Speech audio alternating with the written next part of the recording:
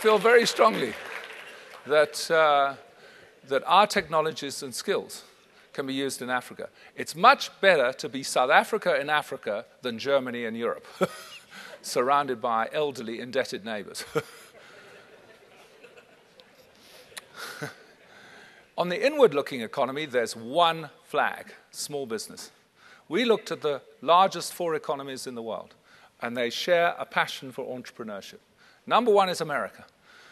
And ask anybody in America, the entrepreneurial state is California. California is the 6th largest economy in the world by itself, with 36 million people. And even though it's technically bankrupt like Greece, to the extent that Governor Arnie Schwarzenegger had to go on TV the other day and brandish a knife at the camera saying, we got to cut the budget. It's seen as a source of inspiration in America, California. Number 2 is China. I mean, China was 100th ranked economy in the world in '78. It's now number 2. It's gone up 98 places in 32 years. You ask anybody in China why it happened. It's because Deng Xiaoping, who succeeded Mao Zedong, liberated the economy, opened the doors of China. And think about it. They're number 2, and they don't have a single global brand. There's no Canon, no Toyota, no Mercedes, no Microsoft. Just a little brand made in China. Number 3 and number 4. Number 3 is Japan. Number 4 is Germany. And they have one thing in common. They both lost the Second World War.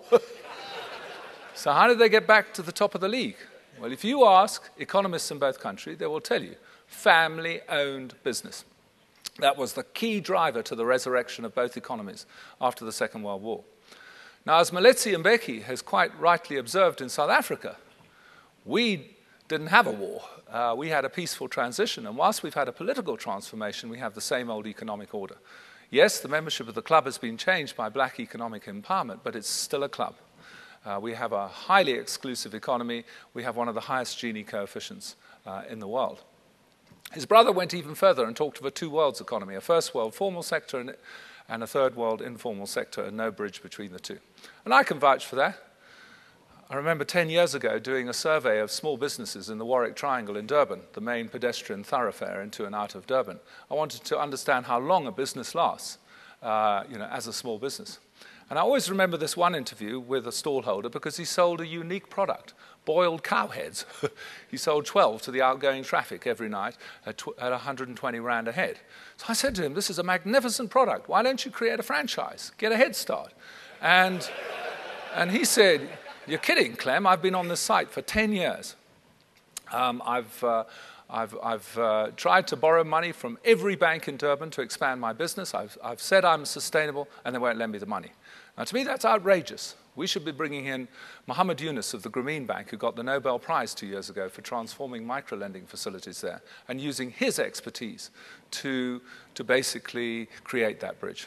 Because my argument is this: if we can take the top 25,000 entrepreneurs of the informal sector and graduate them to the formal sector, the chances are they'll add 20 jobs each, which is the 500,000 jobs that Jacob Zuma is calling for, much more sustainable than public works programs funded by taxpayers' money. At the moment, we give a 60% probability to staying in the Premier League and a 30% probability to being relegated. So we're 2-1 in favor of staying in the Premier League. A lot of people feel that this is being too optimistic, but we have our reasons. South Africa hasn't had the recession that other countries had.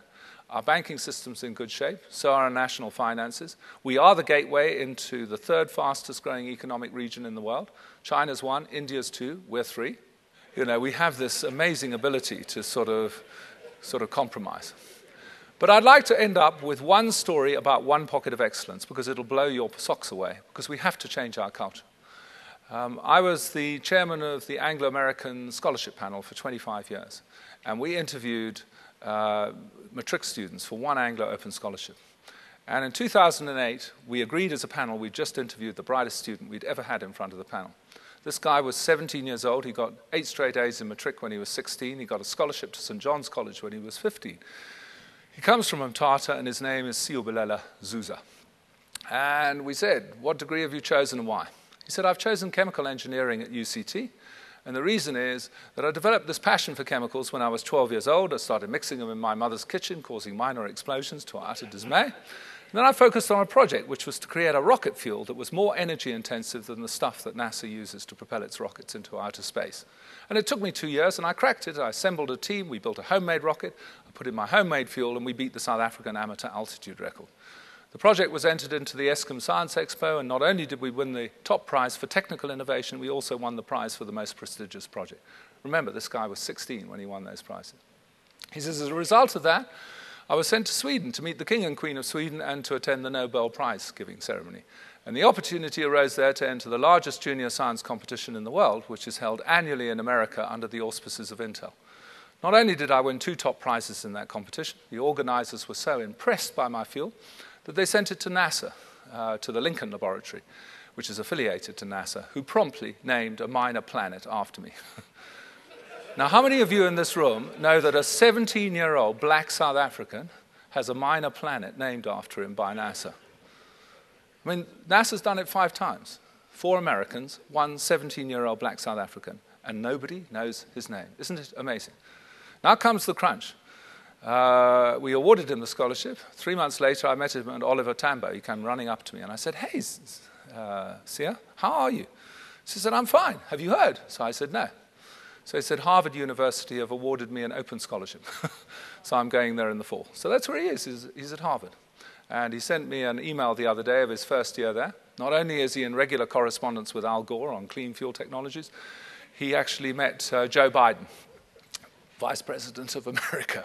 As he said, he's treated like a minor hero in America. And for me, that is the ultimate irony, that he had to go to America to be recognized. But of course, they are a nation of immigrants.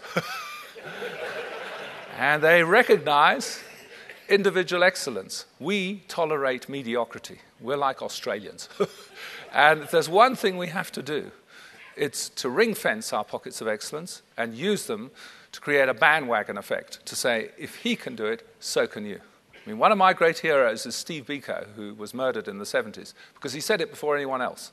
Handouts don't improve your self-worth. Doing it for yourself does. And that's as true today as it was then. And we have got to use these pockets of excellence to get people to do it for themselves. So I hope I've entertained you. I hope that some of you, at least, will become foxes. If you realize you're a hedgehog, surround yourself with foxes.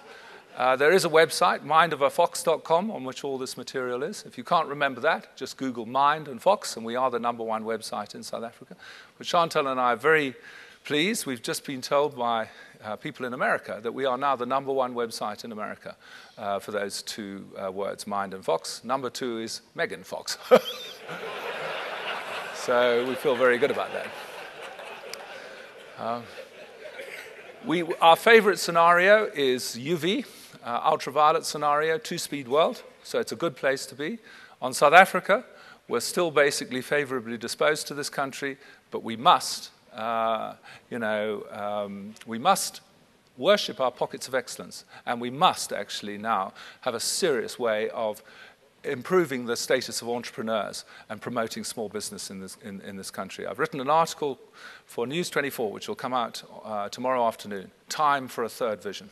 And that third vision is about empowering the entrepreneurs, the small business guys in this country. That's how you create an inclusive economy. Anyway, I'd like to end up with a benediction for all of you in this room and for Deloitte's collectively. May the fox be with you. Thank you very much.